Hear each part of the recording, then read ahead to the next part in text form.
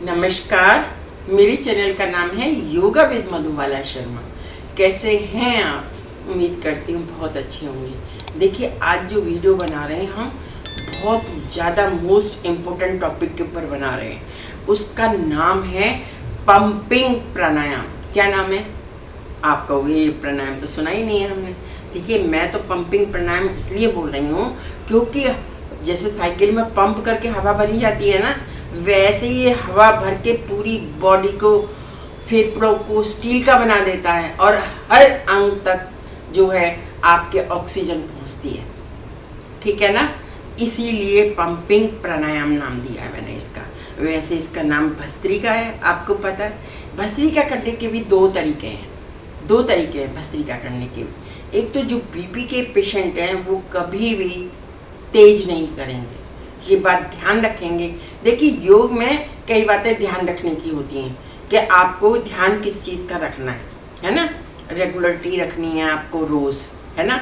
अगर कोई बीमारी है आपको तो उस बीमारी को बढ़ाना नहीं है, हम तो ख़त्म करने के लिए बीमारियों को योग कर रहे हैं ना। तो आपको इस बात का विशेष ध्यान रखना है कि ध्यान रखें कि हमारा बीपी ना बढ़ जाए योग करते समय, तो उस चीज़ को नहीं करना है आपको। ठीक है? आप देखो, भस्त्रिका में भी आराम से भी भस्त्रिका होती है और तेज भी भस्त्रिका होती है। तो हमें अपनी कैपेसिटी के अकॉर्डिंग करना है कि हमारी कितनी क्षमता है। अगर हम यंग हैं तो हम थोड़ा तेज भी कर सकते हैं। अगर हमारी उम्र 50 से आगे पहुंच गई है तो आप सोचिए, आपको पहले अपनी बॉडी को सिक्योर करना है और उसको ही इम्यूनिटी को बढ़ाने के लिए हम क्या कर रहे हैं? योग कर रहे हैं। ठीक है ना?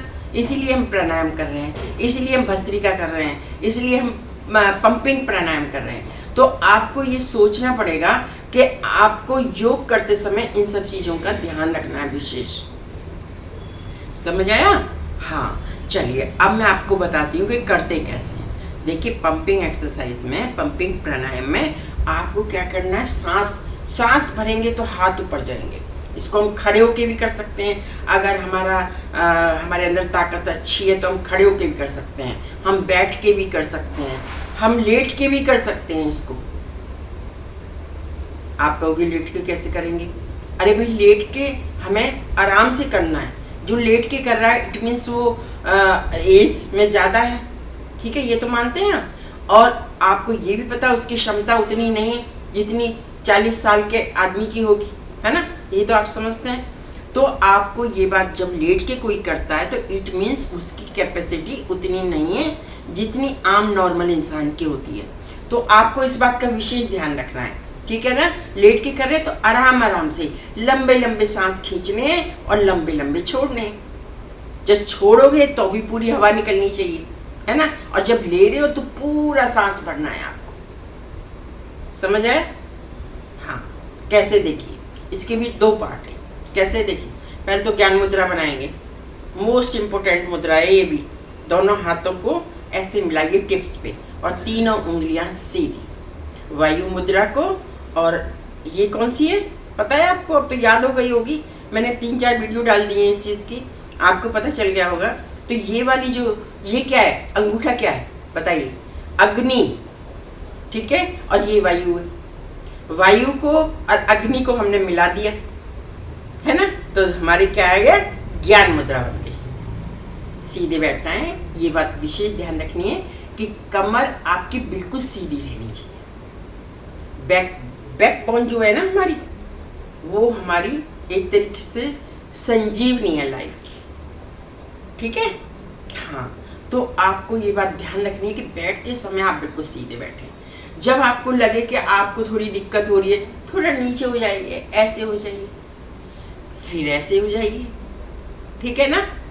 हाँ, तो अब कैसे करना है देखिए। पहले आपको मैं बता रही हूँ, बीपी पेशेंट वालों के लिए बता रही हूँ, धीरे धीरे करने के लिए। कैसे? दोनों हाथों ज्ञान मुद्रा है।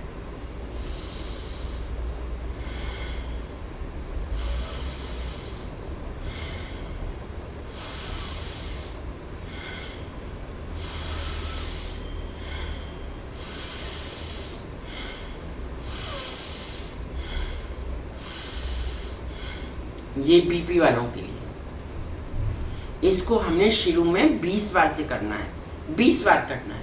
और उसके बाद धीरे धीरे हम बढ़ाते हुए 40 बार तक ले जाएंगे। ठीक है, अब हम बता रहे हैं दूसरा टाइप, पंपिंग मुद्रा का दूसरा टाइप। कैसे?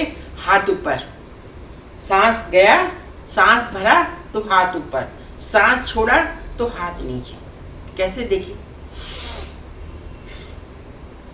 जब आप नीचे लाएंगे ना हाथों को, तो सारी सांस को निकाल दीजिए और हाथों को बिल्कुल टच कर दीजिए ऐसे साइड। फिर दोबारा शक्ति से लाना है, आराम से। ठीक है, और खींचेंगे तो पूरा खींचेंगे। जब ऊपर जा रहा है हाथ तो भरना शुरू कर दीजिए। कैसे?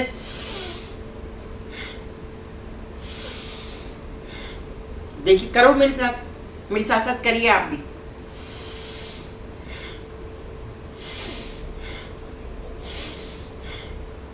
ठीक है, ऐसे करना है। खड़े होके भी कर सकते हैं हम इसको, बैठ के भी कर सकते हैं हम इसको, और हम इसको लेट के भी कर सकते हैं। तो इसके 3 प्रकार बता दिए। अब मैं आपको बता दूंगी करना कितनी देर है। करना 15 मिनट है, पूरे 15 मिनट करना है आपको। जब आपको लगे कि आपको रेस्ट चाहिए, जैसे 40 बार कर लिया आपने, उसके बाद थोड़ा ब्रेक ले लीजिए, फिर दोबारा शुरू करिए, फिर 40 बार कर लीजिए, फिर ब्रेक ले लीजिए। एक साथ ही 15 मिनट नहीं करना है, हालत खराब हो जाएगी आपकी। ठीक है, हमें अपनी इम्यूनिटी बढ़ानी है, खराब नहीं करनी है। हमें अपनी तबीयत खराब नहीं करनी है, हमें अपनी इम्यूनिटी को बढ़ाना है, ताकत को बढ़ाना है, कैपेसिटी को बढ़ाना है। ठीक है ना?